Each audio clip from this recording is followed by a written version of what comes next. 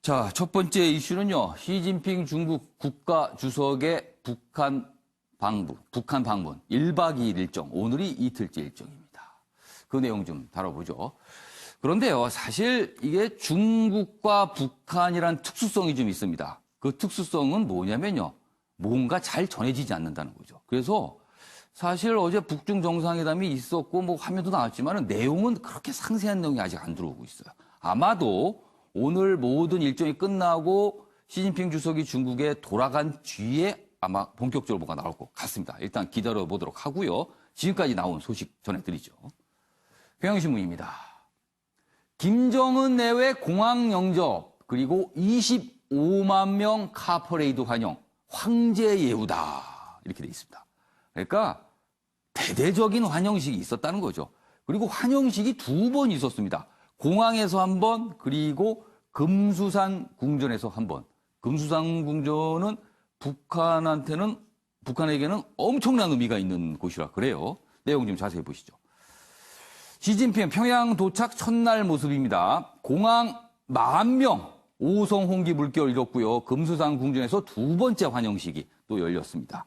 북수뇌부 참석 이례적인 환대를 했고요. 정상회담 뒤에는 집단 체조 관람도 있었다고 합니다. 물론 만찬도 있었죠.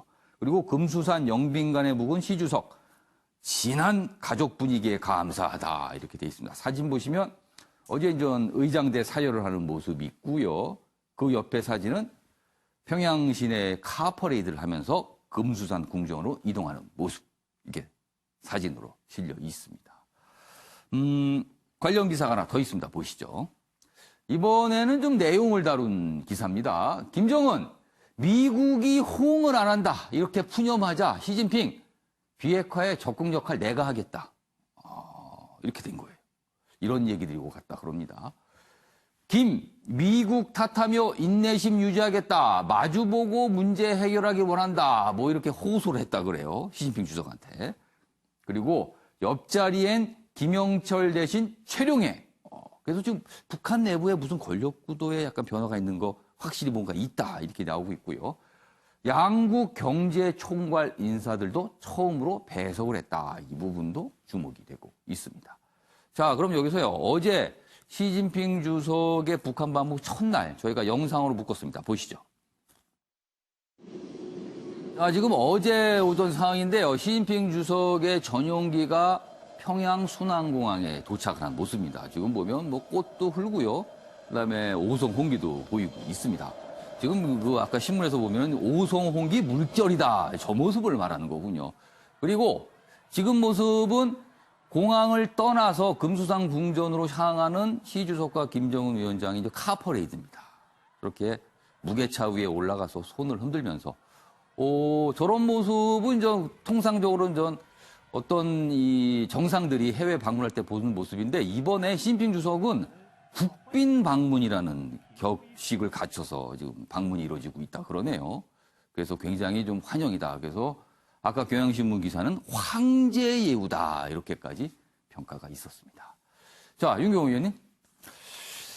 뭐 내용이야 뭐 저희가 충분히 봤습니다. 그럼 나온 내용 일부가 지금 알려지고 있어요. 그리고 뭐 김정은 위원장이 뭐 트럼프 대통령 향해서 푸념을 하니까 시진핑 주석이 걱정 마라. 내가 도와주마. 뭐 이런 거였어요. 자, 그런데 궁금한 거는 미국 트럼프 대통령의 반응이에요. 아직까지 구체적인 반응은 없습니다만 이 모습을 보고 트럼프 대통령이 마음이 좀 어떨까요? 불편할까요? 기대를 할까요? 어떤 쪽일까요? 글쎄요. 불편, 기대 그렇게 뭐 나눠서 얘기하기가 쉽지는 않을 것 같고요. 다만 정치적인 또 국제관계에서의 의미를 보자면 지금까지 북한 문제는 남북, 미 3자 간의 주도적인 역할로 이루어졌죠. 그동안은 그렇게 흘러왔습니다. 그렇습니다. 남북 정상회담 그리고 미북 정상회담. 근데 이제는 중국이 본격적으로 남북, 미, 중이라는 사자의 구도를 이번 시진핑의 평양 방문을 통해서 대외적으로 확실하게 각인을 시켰다. 중국이 북한에게 지렛대를 넘어서 우리도 역할을 한다는 걸 확실히 보여줬다.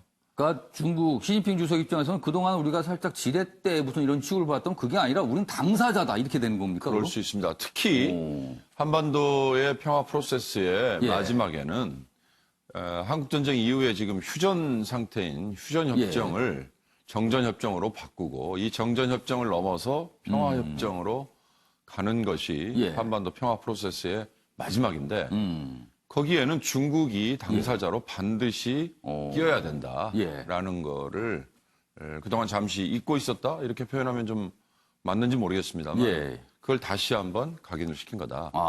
저렇게 대대적인 환영 그리고 형식에 있어서 뭐 아까 황제 예우 이런 건 사실 어찌 보면 우리 언론에 어찌 보면 좀 부끄러운 속성입니다. 황제 예우라는 게 과거에 뭐 우리가 중국과 무슨 4대 관계를 맺고 있을 때 뭐 그럴 때도 중국 황제가 우리를 방문을 했는지 모르겠습니다만 그건 뭐 언론이 자극적인 제목을 단 거고요. 그럼 이게 황제 예우가 되면 황제 그럼 예우하는 쪽은 뭐가 되는 겁니까? 그럼? 절대로 저건 적절하지 않은 있겠네요, 그럼. 적절하지 않은 표현인 것 같고. 다만 저렇게 무게차에 같이 탄 건 우리 문재인 대통령이 갔을 때도 그렇죠. 저런 모습 저런 모습은 보았으니까 저는 뭐 이례적인 건 아니고.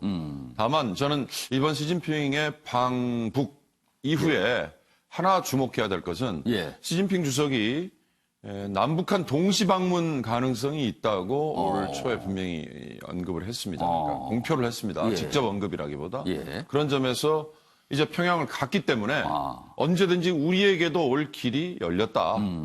아까 말씀드린 것처럼 남북 미중이라는 한반도 문제에 중국이 조금 더 적극적인 역할을 하겠다는 것을 위해서는 아마 G20 정상회의 전후에 시진핑 주석이 서울도 방문하겠다라는 거를 카드를 꺼내지 않을까. 저는 그런 점에서 굉장히 이번에 시진핑의 평양 방문은 우리에게도 긍정적으로 작용할 수 있는 계기가 된다 이렇게 봅니다. 그러니까 어제의 모습은 중국이 적극적 역할을 한다. 이제 당사자로 우리도 그 자리매김하겠다. 그런 의지가 읽히는 대목들이다. 이렇게 좀 분석이 나온 건데요.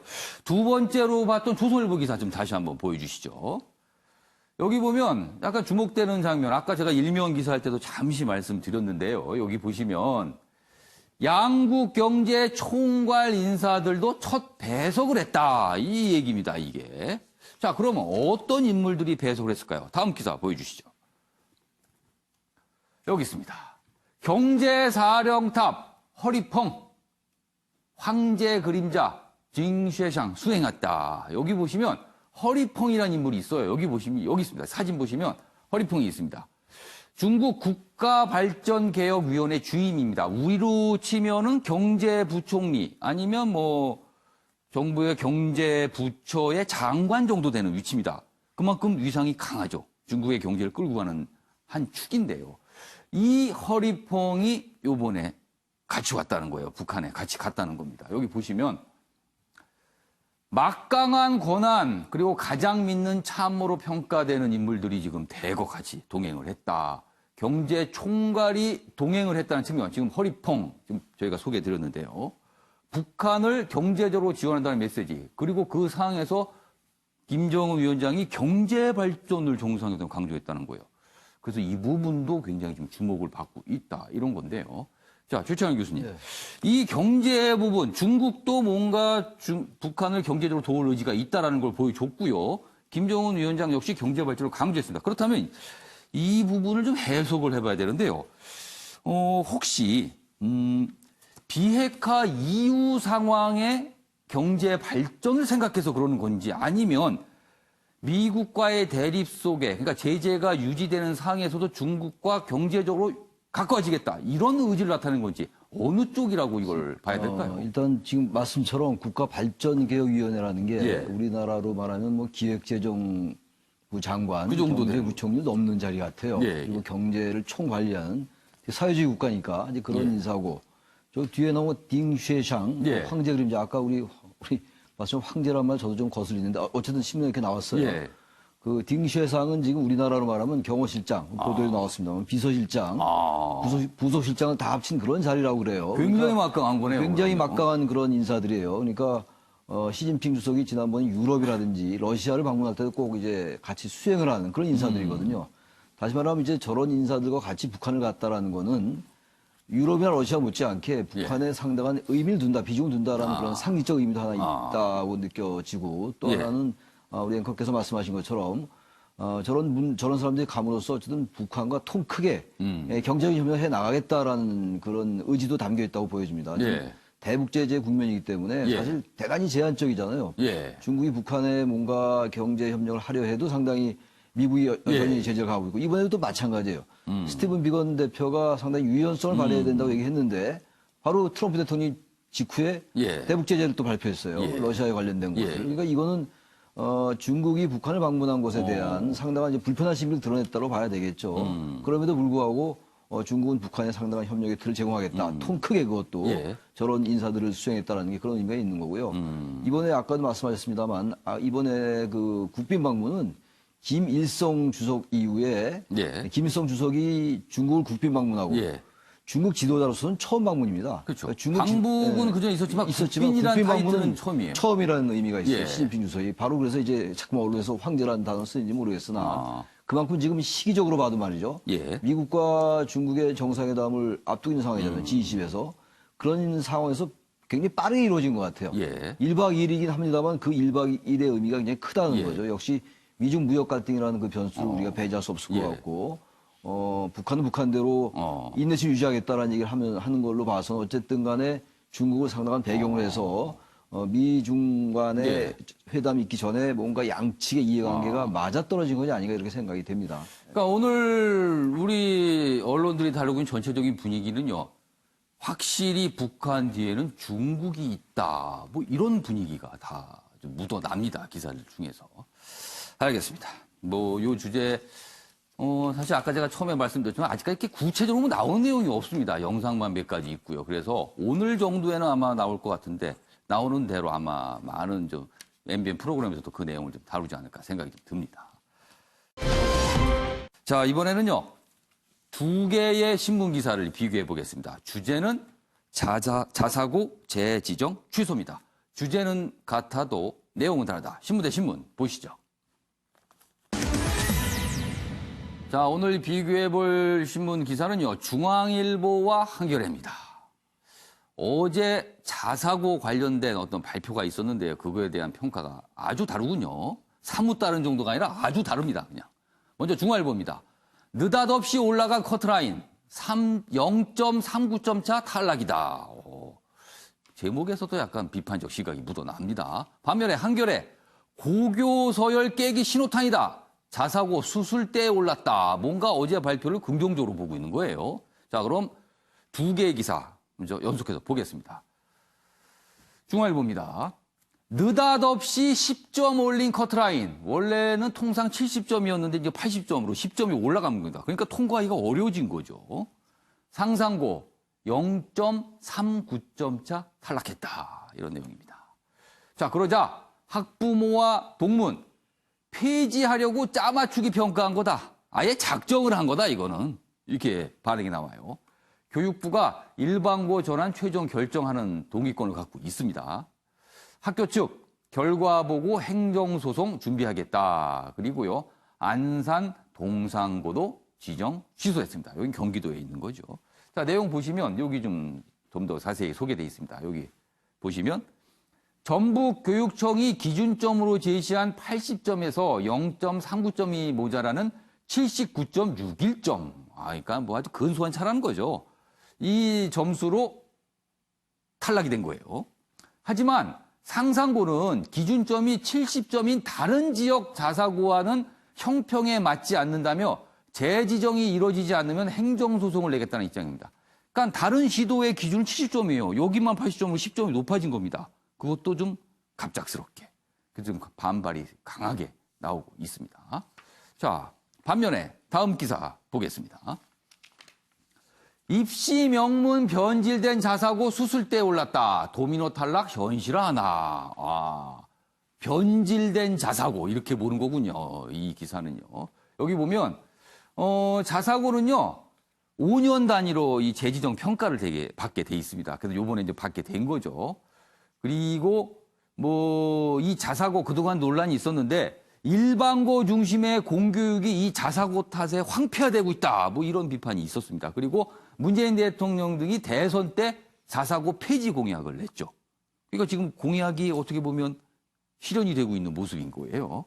자, 앞으로 남은 절차는요. 교육청 취소, 교육부 동의. 이게 교육부 동의가 남아있어요, 지금. 동의를 하느냐, 마느냐. 윤회 장관, 절체 문제 없다면 수용하겠다. 전북교육청 평가 점수 80점을 높였다. 아까 앞에 기사에 있는 내용입니다. 자, 그럼 여기서, 어제 이제 전북교육청의 발표 내용, 그리고 학교 측의 반발 내용, 연속해서 영상으로 묶었습니다. 보시죠. 전북 지역 자사고인 상산고는 운영 성과 평가 결과 79.61점을 얻어 지정 취소 기준점 미만으로, 군산중앙고는 학교법인 강동학원의 지정 취소 신청에 따라 자사고 지정 취소 절차를 진행할 계획입니다. 자사고 평가라는 원래 목적은 무시한 채 정해진 결론인 자사고 폐지를 밀어붙이기 위한 그 이상도 그 이하도 아닙니다. 수평하라! 보상하라! 보상하라! 보상하라! 전북 교육을 위해 반대하겠습니다!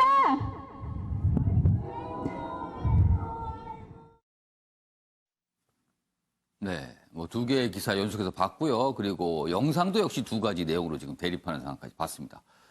자, 이수희 변호사. 네. 어제 상황 어떻게 평가하십니까? 저는 이제 그러니까 전북교육청만 예. 교육부가 제시한 기준점 70점에서 예. 10점이 더 높은 80점을 기준으로 그렇죠. 10점을 해서 올린 거예요? 예, 상산고로 탈락을 시키는 거예요. 그러면 이거는 상당히 의도적이라고 봐야 되겠죠. 그러니까 상산고가 표적이었던 거 아니냐. 전북교육청에서는. 저 상산고를 자사고 폐지를 해서 일반고로 전환을 시켜야 된다라고 생각한 것 같아요. 좀 상당히 의도적인데 예. 이게 이 교육부가 제시한 표준안이 예. 뭐 지켜야 하는 건지 아니면 공고 아닌지 뭐 이런 거에 따라서 교육부에서 이제 뭐 교육부 장관이 최종 동의를 해줘야 되는데 만약 교육부 장관이 동의를 했다라고 하면은 이후는 행정소송으로 가면서 아주 또 지난한 법정 공방이 이어질 것 같습니다. 그런데 그 정부교육청의 의도는 정말 노골적으로 보여줬다. 이 표준 점수 80점으로. 그리고 또 하나는 이 자사고 폐지, 자사고가 제대로 운영이 안 될 때는 당연히 폐지를 해서 일반고로 전환을 해야죠. 그런데 지금 한겨레 신문에서는 그 상산고가 서울대 의대를 200명이 넘게 뭐 입학하고 이런 거는 학교의 자랑일 수도 있지만 한편으로 생각하면은 자사고가 정말 이제 저기서 말하는 대로 좀 입시 위주의 그것도 그 뭐 그런 그 부작용이 있는 거는 맞는 얘기지만 그러면은 그게 의대로만 쏠림 현상이 자사고의 문제이냐 이게. 지금 200명 말씀하신 건 누적을 말씀하신 거고 한 해는 아니겠죠 그게? 예, 그 작년인가 그럴 거예요. 그런데 이제 그러니까 이게 자사고의 문제. 여기에서 얘기하는 거는 공교육이 그 형해화된 것을 마치 이 고교 교육의 비평준화된 이 자사고의 문제인 것처럼 폄훼를 하는데 저는 일반고에 그 공교육의 그 뭐 우리가 형해화됐다고 공교육이 지금 엉망이라고 말하는 게 이게 자사고들 때문이냐 그러면은 그러면 중학교의 공교육도 잘 되고 있으면 그건 말이 돼요. 중학교는 평준화를 하고 있으니까. 근데 중학교의 그 공교육이 잘 되고 있다고 말하는 분은 거의 없을 거예요.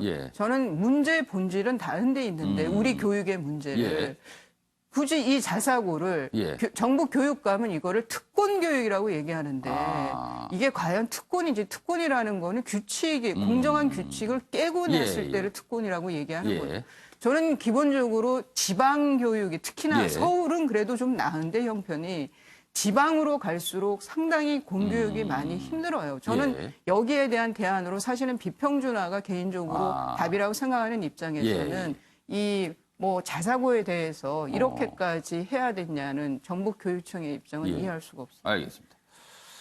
한민수 교수님, 사실 전 뭐 여러 가지 평가가 있을 수 있는데 지금 약간 논란의 핵심은 왜 갑자기 전북교육청에 10점 커트라인을 올렸느냐 이런 이 부분이에요. 그리고 평가 항목 일부 항목에 대해서는 배점을 좀 높였다 뭐 이런 거거든요. 그래서 다분히 의도가 있는 거 아니냐 이런 지적이 나오는 거거든요. 이게 그래서 어떻게 보셨어요? 어떻게 평가하십니까? 일단은 상산고의 학교와 학부모 좀 전에 화면 나왔습니다만은 뭐 동문들이랄지 예. 이분들은 왜 다른 교육부 기준과 다르게 예. 전북만 10점이 높느냐. 예. 그래서 결국 아까 말씀대로 진짜 아주 근소한 차이로 그렇죠. 그러니까 이 상상고가 다른 시도에 있었다면은 무난히 통과가 되는 거예요. 그 점수를 70점 기준으로 예. 한다면은 넘치죠. 예. 넘치는데 근데 저는 이제는 본래의 취지가 상당히 퇴색됐다면 이제는 뭐 지정 취소나 아무튼 예. 뭐 스스로 또 취소한 학교들도 있지 않습니까? 예. 근데 수술과 개선이 불가피한 시점이 왔다. 왜냐하면 이 자사고뿐만 아니고 이른바 특목고들, 예. 외고들 있지 않습니까? 본래의 목적과 많이 달라졌어요. 그 심지어는 외고를 나오고도 뭐 저기 다른 이과생들이 그렇죠. 진입하는 그런 얘기도 쪽도 다 있습니다. 가고 있기 때문에 이게 결국은 물론 이 변호사님 말씀이 공교육의 황폐화가 예. 꼭 자사고 오로지 자사고 문제냐 그렇게는 말을 못 하겠죠. 하지만 예. 저는 상당한 자사고나 특목고가 있다. 왜냐하면은 지금 잠깐 보십시오. 이 예. 학부모 동문들은 되게 거세게 반발을 합니다. 예. 학생들이 얼마나 반발하는지 한번 볼 필요도 있습니다. 왜냐하면은 제가 아는 그 아주 유명한 자사고에 있는 예. 아이도 그 내신 때문에 들어간 뒤부터 한 번도 행복한 적이 없다고 그래요. 아. 그 학생 자체도. 예. 그러다 보니까 이른바 뭐 내신으로 학교를 못 가니 1학년 때부터 다른 걸 또 준비한다는 겁니다. 예. 명문대를 가기 위해서. 예, 예. 그럼 그 아이가 진정으로 행복한지 이런 부분도 볼 필요가 있고요.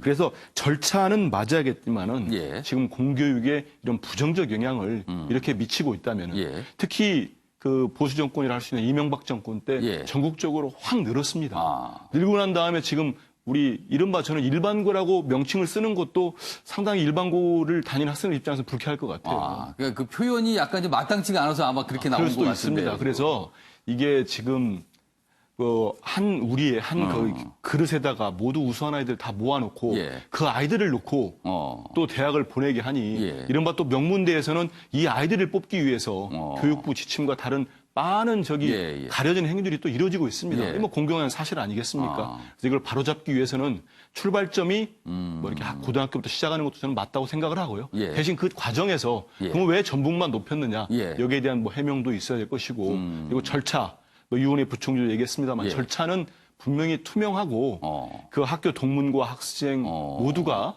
그 수용할 수 있는 절차는 반드시 그러면 필요합니다. 지금 상황에서 사실 최종 이 동의 권한을 교육부 장관이 갖고 있어요. 예. 그럼 유은혜 교육부 장관은 지금 이 상상고 문제를 동의를 해야 된다고 보세요? 아니면 동의해서는 안 된다고 보세요? 그 뭐 저기 전북 교육청이 왜 10점을 높였는가에 대해서 설명이 충분히 있었겠습니다만은 예. 또다시 있지 않겠습니까? 예, 예. 거기에 대해서 마땅하고 수용할 만한 설명이 된다면 저는 뭐 동의를 할 것으로 보고요. 예. 이제 또 학부모와 그 동문들이 예. 법적인 또 쟁송을 할 예. 텐데 과연 그런 것들이 그 지금 재학 중인 후배들 그리고 자녀들에게 어떤 영향을 미칠 건지 예. 이런 것도 좀 신중하게 검토했으면 좋겠습니다. 알겠습니다. 자, 지금 뭐 잠깐 두 분께서 말씀하셨는데 아직까지 절차가 좀 남아 있어요. 그 내용을 다룬 기사가 있습니다. 보여주시죠.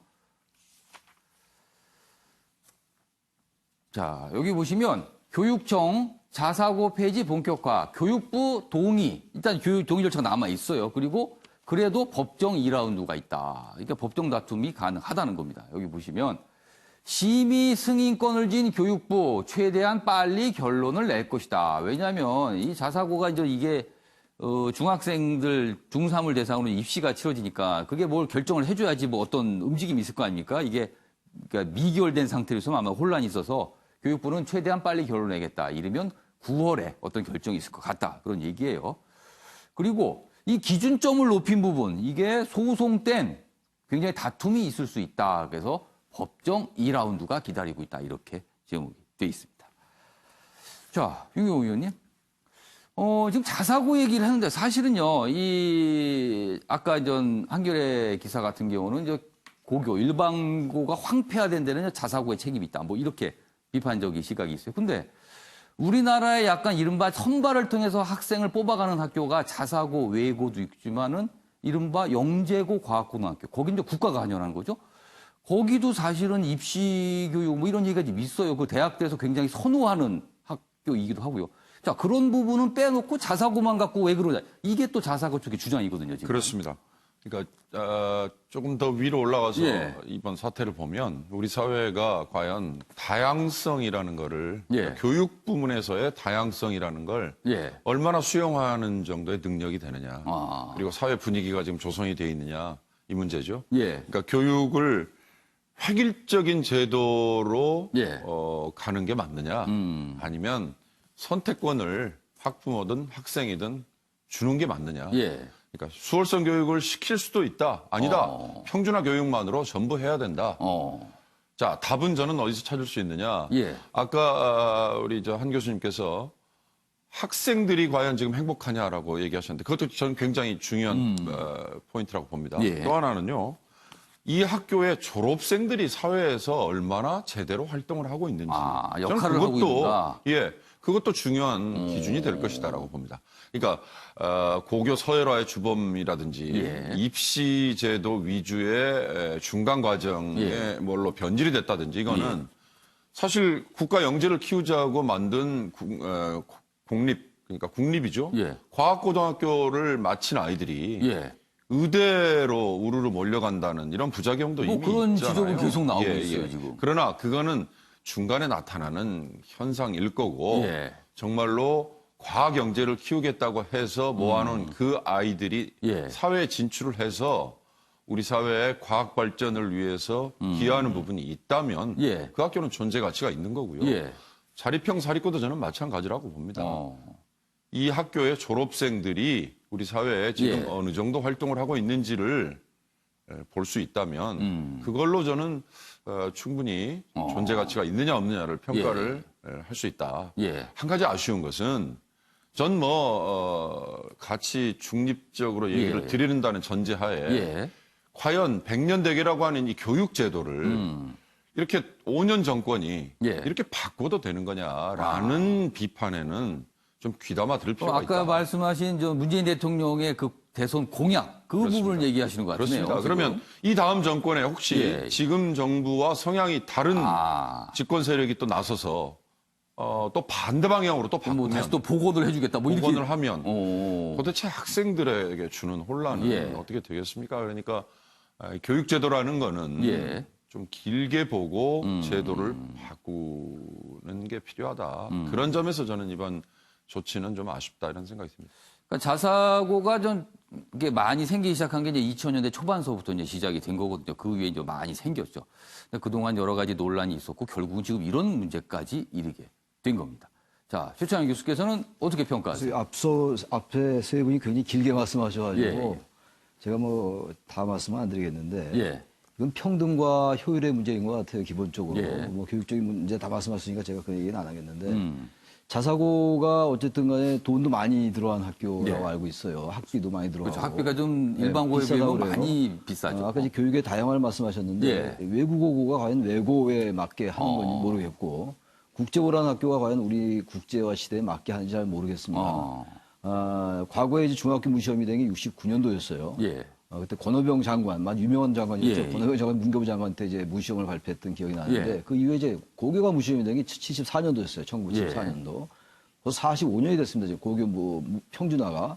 그런 이후에 여러 가지 문제가 나오다 보니까 이제 여러 학교가 나오는 건데요. 저는 이렇게 생각해요. 우리 사회의 명문이라는 것. 좀 명문이라는 말 참 전 절대로 안 쓰는데 예. 아까 우리 한 교수님 명문이라는 말 여러 번 쓰시더라고요. 명문고 명문대학. 예. 그런 말 쓰면 안 됩니다. 굉장히 폭력적인 단어들이에요. 그런 단어들이. 그리고 명문이라고 말할 근거도 없어요. 예. 명문대학이라고 나온 그 대학 출신이 과연 다 명문인가? 맞게 그렇지 않다고 보기 때문에 그럼 다른 얘기는 합니다만 저 자사고 문제는요. 저는 무조건 다양화의 문제다. 그리고 이건 자율적이다라고 그건 아닌 것 같아요. 우리 사회가 평준화라는 게 기본 하나의 추세고 그리고 이건 빈부격차의 문제도 포함되어 있는 것이고요. 그야말로 다른 학교가 황폐화되는 게 맞는 것 같습니다. 아까 우리 변호사님 말씀처럼 저 부분만이 우리 한국 교육의 문제는 분명히 아니에요. 교육 문제라는 거야말로 얼마나 복잡합니까? 저는 몇 시간 밤새 토론해도 할 얘기가 많은 건데 적어도 저런 부분들 특정 학교에 너무 치우치는 것 그리고 지나치게 입시화하는 것 이런 것들이 우리 한국 교육의 문제 아니겠어요? 그런 면에서부터 전 자사고를 좀 뭔가 일반고로 전환해서 같이 가는 게 맞는 것 같고요. 단지 교육감이 왜 이렇게 다른 데는 70점 기준을 하는데 왜 이러냐라는 지적, 세부적인 지적입니다만 제가 알기에는 저런 부분들은 교육감의 재량으로 알고 있어요. 그러니까 이른바 진보교육감들의 공약사항이기도 한 거거든요.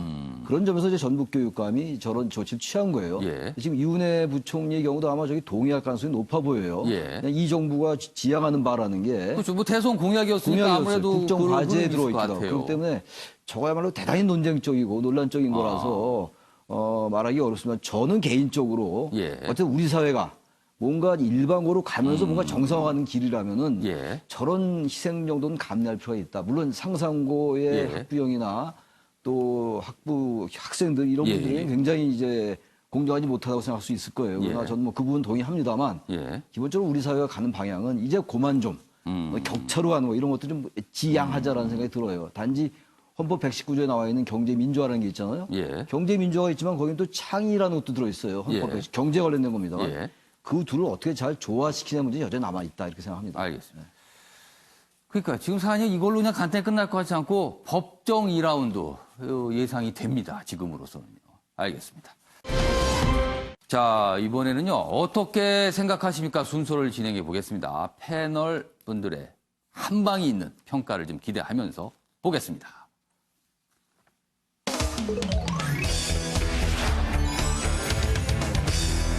자, 오늘 어떻게 생각하십니까? 주제는요. 어제 청와대에서 사회공헌기업 관계자들이 참석한 회동이 있었는데 이제 비공개 회동이에요. 이게 문재인 대통령의 부인 김정숙 여사가 참석한 행사인데 여러 가지 좀 얘기가 있습니다. 그래서 제가 연속해서 기사 2가지 준비했고요. 기사를 소개하는 동안 네 분께서는 의견을 좀 적어주시기 바랍니다. 먼저 한국일보 기사입니다. 삼성, 롯데, SK 등 사회공헌기업 초청, 김정숙 여사 비공개 오찬 회동 했는데 한국일보는 논란이다 이렇게 써놨어요. 논란이다. 일단 논란 그리고 비공개 이 부분이 좀 눈길을 잡는군요. 청와대 사회공헌 확산 계획을 마련하는 취지다 이렇게 설명을 했지만 영부인이 기업인을 만난 거 이거 이례적인 거 아니냐? 이렇게 지적을 하고 있습니다. 이 기사는. 여기 내용 자세히 보시면 어제 한정우 청와대 부대변인이 서면 브리핑으로 이제 설명을 했어요. 이 내용에 대해서. 김 여사가 다양한 가족 포용을 위한 사회공헌기업 초청 오찬을 가졌다. 그런데요. 이 행사는 당초 비공개였습니다. 그러니까 청와대 출입기자나 이런 데 외부에 알리지 않은 거예요. 그런데 한 언론이 관련 보도를 한 뒤에서야 청와대가 오찬 사실을 밝힌 겁니다. 그러니까 청와대 입장에서는 이렇게 전체 분위기가 이렇게 외부에 알리고 싶지 않았다. 이런 분위기가 좀 읽혀요, 사실은요. 자, 관련 기사 하나 더 있습니다. 보시죠. 자, 삼성, SK 등 CEO급 10여 명 부른 김정숙 여사. 제목이 조금 다르게 달려 있군요. 내용 여기 소개되어 있습니다. 친여성, 친가족정책 공헌 뭐 이런 취지입니다. 공헌한 기업들을 부른 거예요. 어제 청와대에서 비공식 오찬이다. 아까는 비공개로 되어 있는데 여기 비공식. 아무튼 뭐 알려지지 않았다는 뜻입니다. 지금. 김희경 여성가족부 차관 등이 배석을 했습니다. 청와대 사실 알려지자 뒤늦게 공개했다. 그럼 어제 어떤 분들이 참석을 했을까요? 여기 명단이 좀 있네요. 이날 오찬에는 신한금융그룹 회장, 삼성전자 부회장, 그다음에 SK 수펙스 추구협의회 SV 위원장, 아무튼 SK 쪽에 이제 고위 관계자가 참석했다는 뜻이고요. 그다음에 롯데지주 커뮤니케이션 실장, 그다음에 KB국민은행, 샘표, 한샘 등 10여 개 기업 고위 임원들이 참석을 했습니다. 그래서 이 상황을 좀 어떻게 봐야 할지 그래서 네 분의 의견을 좀 연속해서 들어보겠습니다. 가장 먼저 쓰신 게 아마 이수희 변호사께서 가장 먼저 쓰신 것 같아요. 자, 어떻게 생각하십니까? 저는 과유불급이라고 썼습니다. 예. 지나친 거는 미치지 못하는 것보다 못한 것보다 못하다는 뜻인데 예. 좀 김정숙 여사에 대해서 계속 지금 말들이 계속 나와요. 예. 이 사람들 입에 탄다는 게 이렇게 탄다는 거는 썩 좋은 거는 징조는 아니라고 보이고 그러면은 여론에 좋은 것만 보지 말고 부정적인 기류가 있을 때는 저는 그거는 수용을 해야 된다고 봅니다.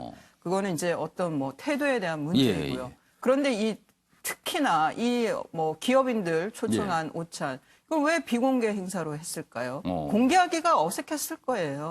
뭐 또 부담도 됐을 거고. 그러니까 비공개로 했던 게 아닌가 싶고. 예. 그러면 청와대가 비공개로 했을 때의 그 찜찜함, 그 예. 부담.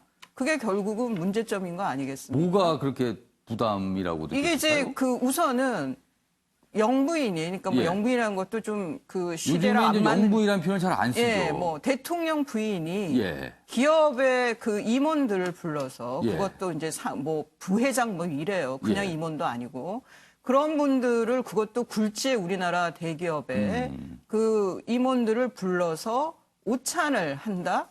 그 자체가 저는 거부감을 느끼는 여론도 꽤 많을 거라고 생각이 들어요. 그런 부담이 있었던 거 아니냐. 그리고 지금 뭐 삼성, SK 그 다 그 좀 재판에도 걸려 있고 예. 뭐 문재인 대통령도 만났습니다만 예. 그거는 공개적으로 만난 거예요. 예. 뭐 이런 것들이 그 청와대가 생각해도 좀 부담스러웠을 걸로 보입니다. 아마 좀 설왕설래가 없었다고 하면은 외려 청와대가 너무 지금 여론과 예. 떨어져 있다는 생각이 예. 들고요. 그리고 이 목적이 뭐 이런 저기 남자들의 아빠들의 뭐 육아휴직 휴가를 잘 주는 예. 기업이랑 뭐 이런 그 사회적 저 활동을 많이 하는 기업들을 독려하기 위한 거라고 하는데 예. 꼭 이렇게 독려만 할 수 있느냐. 예, 방법에 대한 것도 있고 저는 그 목적 자체도 예. 선뜻 납득이 안 갑니다. 알겠습니다. 자, 한민수 교수님. 예. 문제를 삼을 만한 사안인가 아니면 문제를 삼는 게 문제인가? 어떻게 보세요?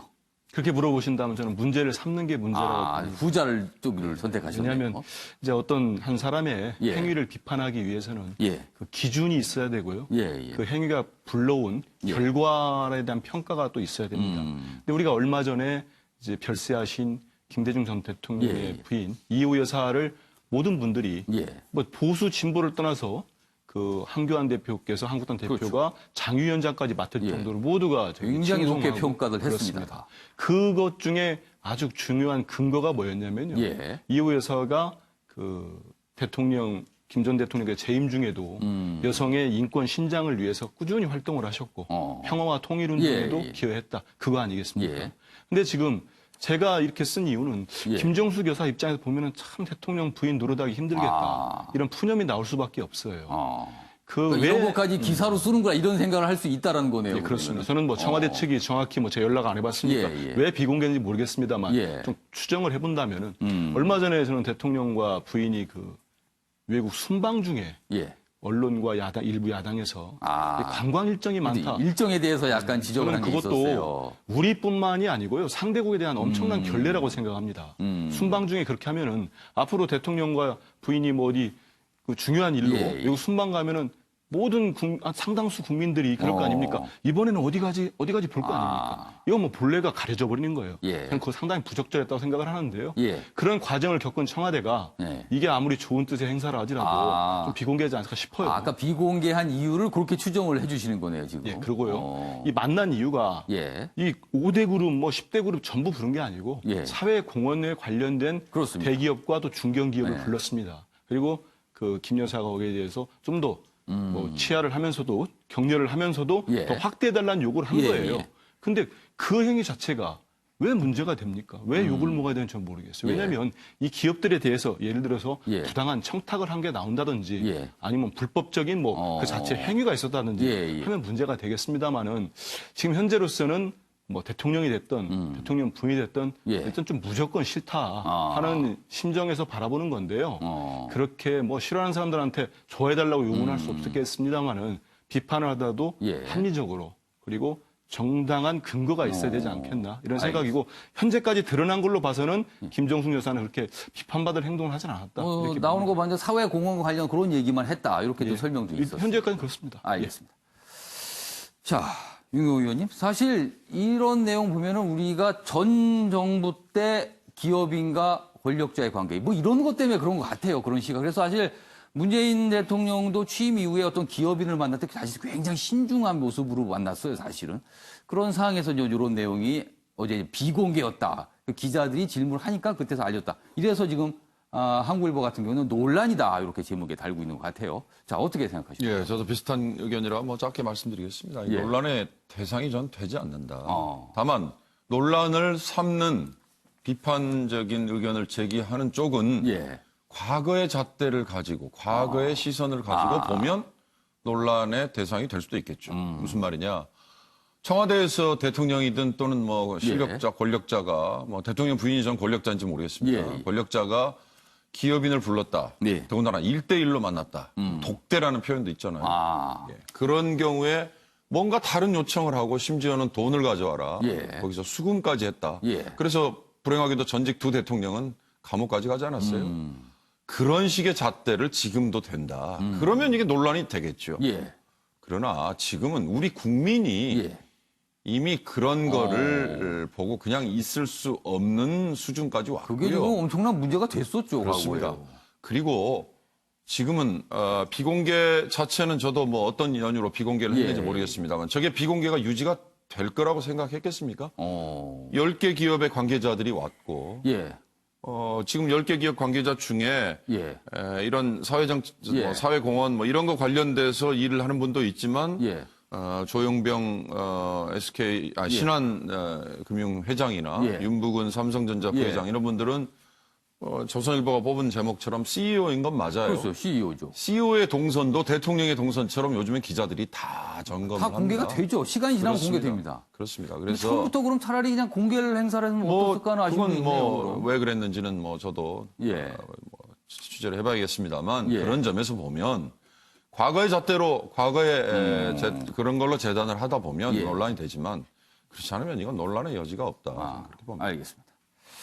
자, 최천열 교수께서는 어떻게 생각하십니까? 좀 짧게 말씀드리겠습니다. 네. 비공개를 했기 때문에 오히려 뭔가 이제 우리가 흔히 하는 말로 캥기어서 그런 거 아니야 이런 이제 처음부터 뭐 보도자료도 내고 알렸으면 이런 그냥 얘기가 넘어갈 없지 수도 있을 것 같기도 않겠냐 해요. 것 같긴 한데요. 제가 청와대에 근무한 사람이라도 좀 조심스러웠을 수 있을 것 같아요. 왜냐하면 대통령 부인은 어떤 공식 직함을 가진 자리는 사실 아니거든요. 그렇죠, 아니죠. 굉장한 영향력을 가진 것이면 틀림없습니다만 그러니까 게다가 또 만나는 대상이 아무튼 간에 재벌 그룹이니까 우리나라 굴지의 기업들이죠. 그렇죠. 우리나라 또 굴지의 기업도 이러니까 청와대 입장에서 볼 때는 굳이 공개를 해가지고 또 오해를 불러일으킬 필요가 없다는 생각을 했을 것 같고요. 또 하나 문제가 여기서 나온 얘기가 무슨 경제 전체를 아우르는 이런 얘기는 아니잖아요.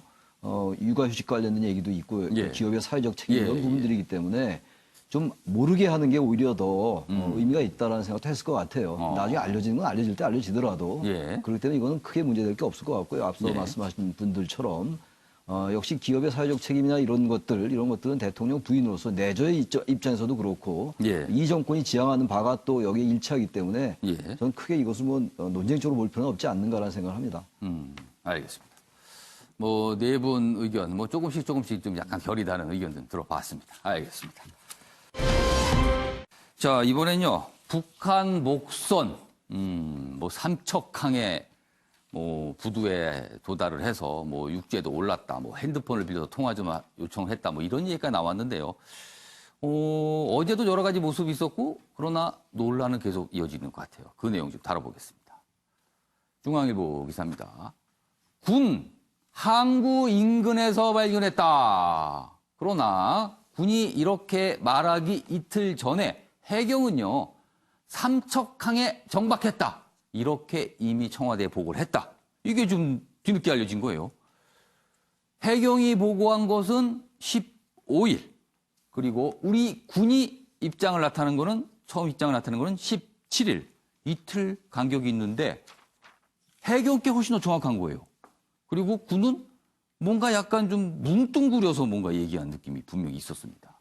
여기 보시면 해경 15일에 총리실과 통일부 등에 전파를 했습니다. 17일 군 은폐 축소 의혹을 낳은 브리핑이 있었죠.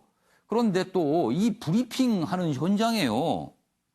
청와대 행정관이 참석을 했어요. 합참. 그러니까 군이 국방부에서 브리핑을 하는데 이 부분도 이례적이다. 그래서 중앙일보는 개입 논란이다. 이렇게 제목을 달고 있습니다. 자, 어제 문재인 대통령 경계 실패 철저히 점검해서 대책을 세야 된다. 이렇게 강조를 했습니다. 관련 기사 하나 더 있습니다. 보시죠. 커지는 북한 목선 귀순, 축소 은폐 논란 계속 이어지고 있습니다. 그리고 청와대와 군 당국 사전에 뭔가를 조율한 거 아니냐. 이렇게 한국일보는 보고 있네요. 여기 보면 어제 이제 청와대 쪽에서 굉장히 적극적으로 뭔가 해명을 했어요. 그 내용이 지금 여기 실려 있군요. 자, 해경 보고서가 어제 이제 공개가 됐는데 아까 앞선 기사대로 15일 날 상세하게 보고를 했다는 거예요, 이미. 삼척항에 이미 도달했고 뭐 어떻게 있었고 누가 타고 있었고 이런 것까지. 자, 청와대 등 초기부터 보고를 받았다. 그러나 청와대 보도자료 통해 언론에 알렸다. 숨겼다는 주장 사실 아니다. 그 당일날 보도자료를 통해서 뭔가 공개했다는 거죠. 자, 그리고 17일 군 당국 첫 브리핑 때 안보실 행정관이 이례적으로 참석했는데 이거에 대해서는 청와대 그 자리에 있었다는 것만으로는 사전 조율했다고 보는 것은 무리다. 이렇게 됩니다. 이렇게 해명이 있어요. 그리고요, 합참이, 그러니까 군 당국이 17일 날 브리핑할 때 그 배를 발견한 거에 대해서 삼척항 인근에서 뭐 이렇게 얘기를 했거든요. 그러니까 다들 해상에서 발견된 줄 알았어요, 기자들은요. 근데 그거에 대해서 어제 또 청와대가 설명을 합니다. 이렇게 보시죠. 국방부가 선박의 최초 발견 지점을 애초에 삼척항 인근이라고 표현한 것에 대해서 어제 청와대 대변인이 이렇게 설명한 거예요. 삼척항 인근이라는 표현을 썼다고 해서 말을 바꿨다고 보는 것은 틀린 말이다. 항은 보통 방파제, 부두 모든 것을 포함하는 말이고 인근이라는 표현은 군에서 주로 쓰는 용어다. 그러니까 삼척항 인근은 사실상 삼척항 부두를 얘기하는 거다. 뭐 이런 설명이에요. 이게 무슨 국어사전도 아니고 지금 이런 설명이 나왔어요. 아, 이게 설명을 이걸 어떻게 받아들여야 될까, 이런 설명을요. 아무튼 어제 상황입니다. 자, 그럼 여기서요. 어제 뭐 국방장관도 사과를 했고요. 그리고 뭐 합참은 그 전에 앞서서 뭐 해명했는데 지난 17일 합참의 어떤 설명 모습 그리고 어제 국방장관의 사과 모습 연속해서 영상으로 보겠습니다. 우리 군은 지난 6월 15일 06시 50분경 북한 소형 선박 한 척이 삼척항 인근에서 발견된 경위를 조사하였습니다. 조사 결과 전반적인 해안 경계 작전에는 문제가 없었습니다. 다만 소형 선박은 소형 목선은 일부 탐지가 제한되는 점을 확인하였습니다. 북한 소형 목선 상황을 군은 엄중하게 인식하고 있으며 국민 여러분께 깊은 사과의 말씀을 드립니다. 이번 사건을 계기로 군의 경계작전 실태를 꼼꼼하게 점검하여 책임져야 할 관련자들에 대해서는 엄중하게 문책하겠습니다. 군은 이러한 상황이 재발되지 않도록 경계태세를 보완하고 기강을 재확립토록 하겠습니다. 다시 한번 국민의 신뢰를 받는 강한 군으로 거듭날 것을 약속드리면서 깊은 사과의 말씀을 드립니다. 자, 저기 뭐 아마 좀 눈치가 빠르신 시청자분께서는 한번 보시면 모르겠는데 저 국방부 브리핑룸에 가면은 뭐 유능한 안보, 뭐 튼튼한 국방 뭐 이렇게 써 있어요. 근데 유능하고 튼튼한 거 맞습니까 지금 우리 군? 많은 분들이 지금 의문을 갖고 있어서 지금 논란이 이루어지는 건데 아무튼 그런 얘기 좀 뭐 시중에서 들리기도 합니다. 자, 한민수 교수님, 네. 몇 가지 좀 짚어볼 대목들이 있어요. 어제 국방장관, 정경주 국방장관이 사과를 하면서 혹이라도 허위나 은폐 이런 게 있어서 좀 철저히 조사해서 가리겠다. 그리고 책임 묻겠다 했어요. 자, 그럼 조사를 하겠다는 거잖아요. 근데 어제 청와대 대변인은 그런 거 없다.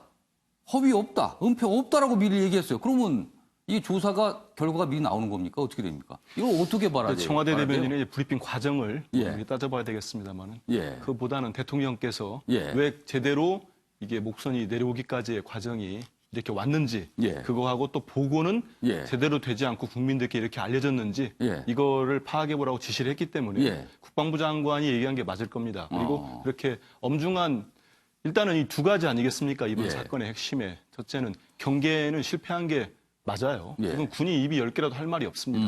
거기에 대해서는 예전에 2012년에 뭐 노크 기순이랄지 15년에 또 대규 기순이 있었듯이 당시에도 군 장성들 그 경계 책임자들에 대한 징계가 있었습니다. 이번에도 해상에 57시간이 목선이 내려오는데 그렇습니다. 와가지고 서울 이모한테 전화하겠다는 북한 주민을 보고 우리 주민이 신고한 상황을 어느 국민이 납득할 수 있겠습니까? 그렇기 때문에 이건 분명한 걸 해야 되고요.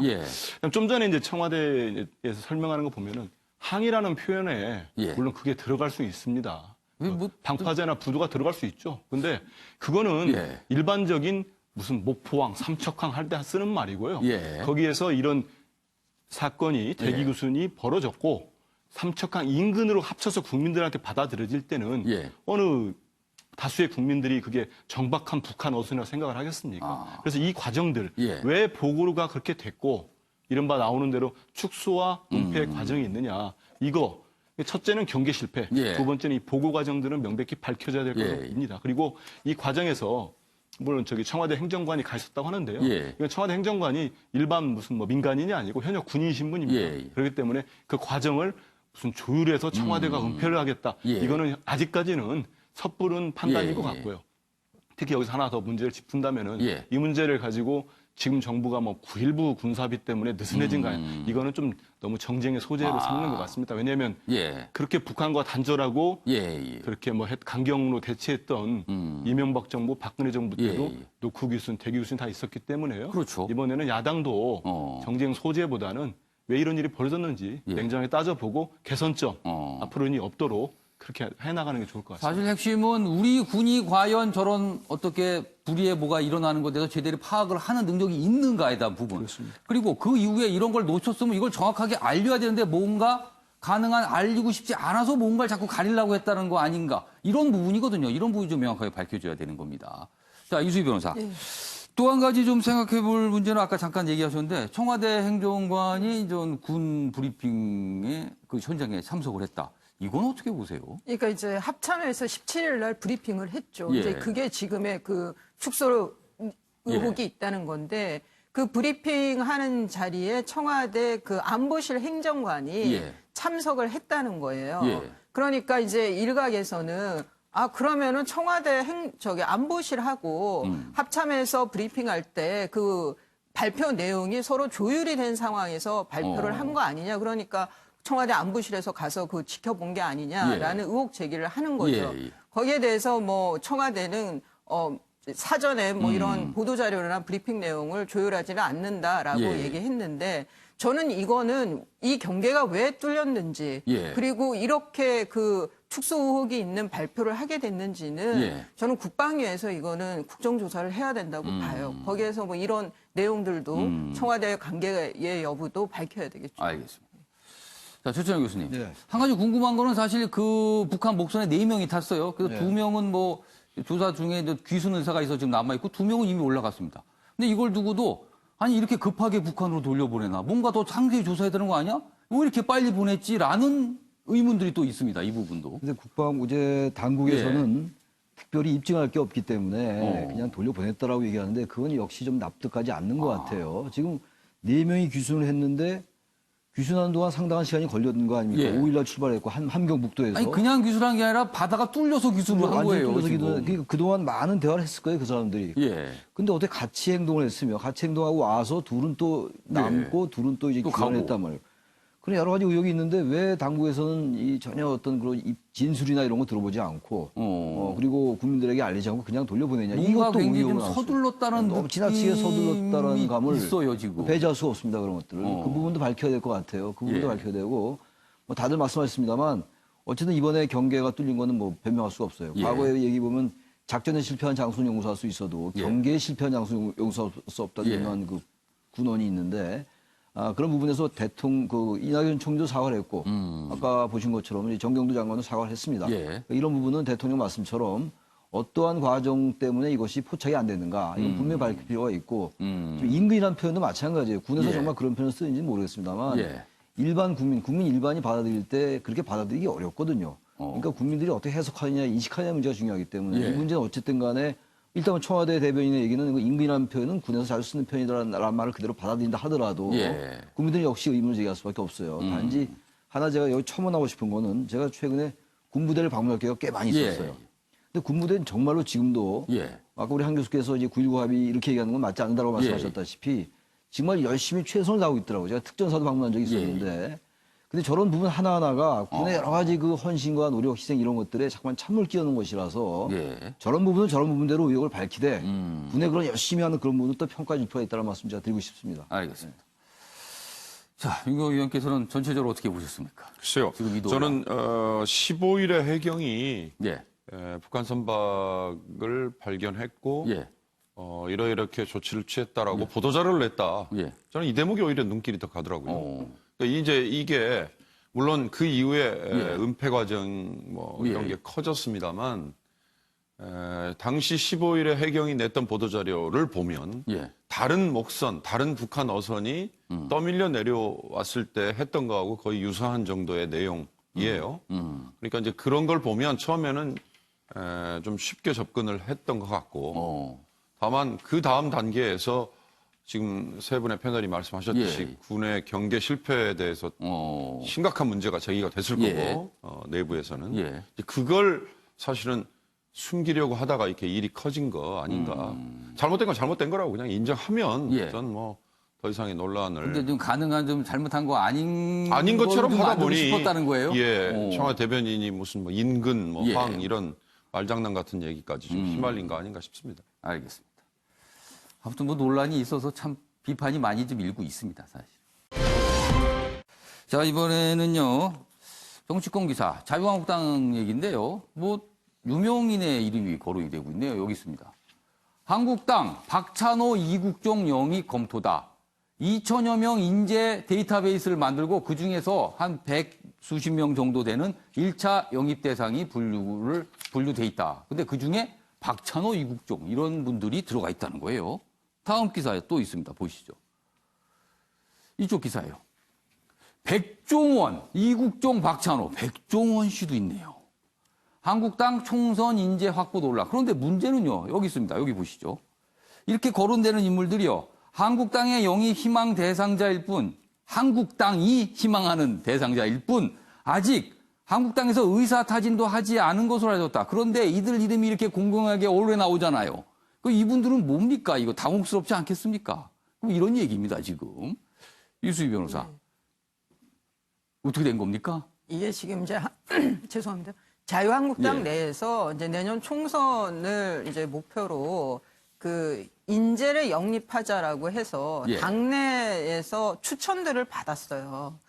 그래서 그거는 이제 본인 의사하고는 상관없이 이런 사람이 이름을 추천해라 해서 그걸 모은 거군요.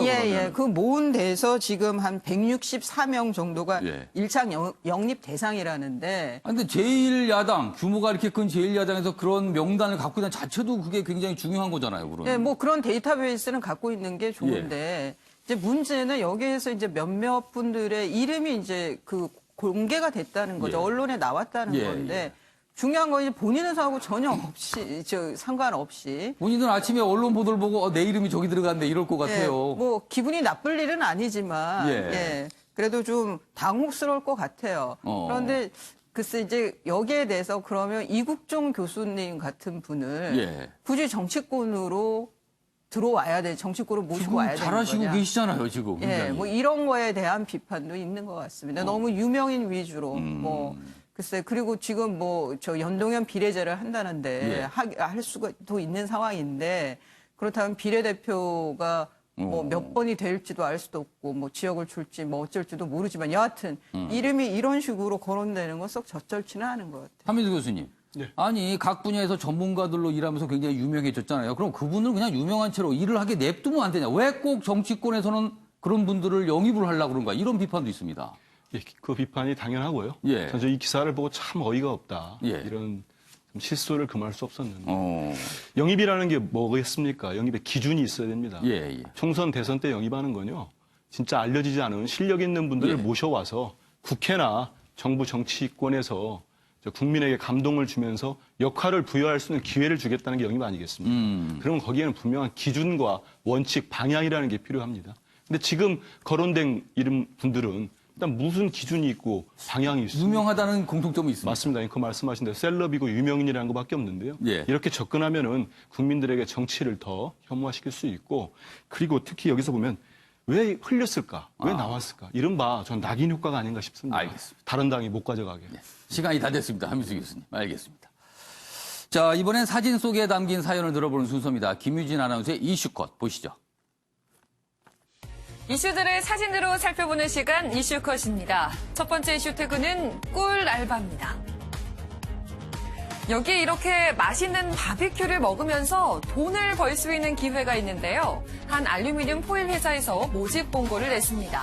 미국을 돌며 가장 맛있는 바비큐를 찾는 게 임무. 음식 인증 사진과 맛평가 등을 담은 게시글을 인터넷에 올리는 일도 포함인데요. 2주 활동 기간에 무려 1,000만 원이 넘는 급여가 제공된다고 합니다. 과연 누가 이 행운을 가져갈지 벌써 부럽네요. 두 번째 이슈 태그는 느티나무입니다. 밑동만 남은 이 나무, 지름이 1m가 넘는 120년 이상 된 느티나무였는데요. 경북 김천의 한 마을 뒷산에 있던 것을 벌목꾼들이 불법으로 베어간 겁니다. 탁자를 만드는 데 쓴다고 말이죠. 주민신고로 붙잡힌 한 명은 산림자원법 위반 혐의로 입건됐는데요. 100만 원 벌금형에 처해졌다고 하네요. 마지막 이슈 태그는 최연소입니다. 미국 캘리포니아 요세미티 국립공원 내 엘캐피탄 암벽, 높이 910m의 수직 암벽으로 세계 최대 난코스로 꼽히는데요. 미국의 10살 소녀 셀라가 닷새 만에 이 암벽을 정복했습니다. 등산 가이드로 일하는 아빠와 함께 오른 건데요. 엘캐피탄 최연소 등반 기록이라는데 쉽게 깨지진 않을 것 같습니다. 지금까지 김유진의 이슈컷이었습니다. 900m가 넘는 수직 암벽을 5일 동안 10살 소녀가 올랐다. 엄청납니다. 대단하군요, 정말. 자, 아침의 미경제 오늘은 여기서 마치겠습니다. 시청해주신 여러분 고맙습니다.